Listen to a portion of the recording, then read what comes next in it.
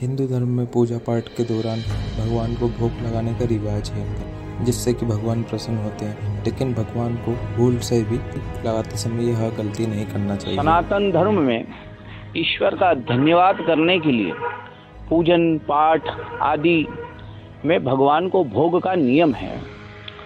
भगवान को भोग उनका प्रिय होना चाहिए और सात्विक भोग भगवान को ग्रहण करवाना चाहिए।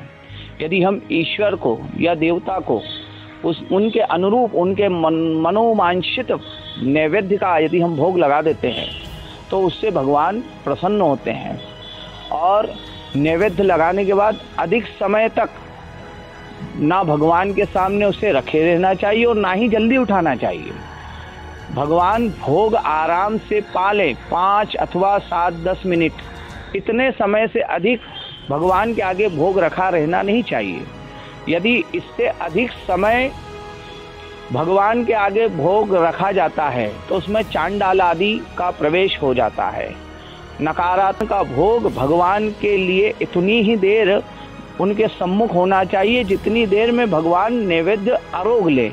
भगवान के आगे पर्दे का प्रयोग करना चाहिए। जब भगवान नैवेद्य लगावें उस समय भगवान के आगे उनका जो पर्दा है वो लगा देना चाहिए और थाली को ढक देना चाहिए, जिससे भगवान प्रेम से भोग आरोग रहे हैं इतना जान करके जब वो भोग आरोग ले तो वो भोग वहाँ से हटाना चाहिए और भक्तों में प्रसाद वितरण करना चाहिए।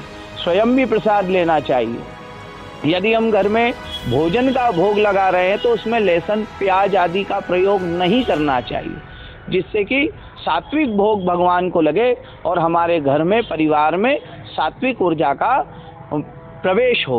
इसलिए भगवान को हमेशा स्वच्छ और सुंदर भोग लगाना चाहिए। भगवान को पीतल, तांबा, स्टील में नहीं लगाना चाहिए। पीतल और तांबे में ही भगवान को भोग लगाना चाहिए।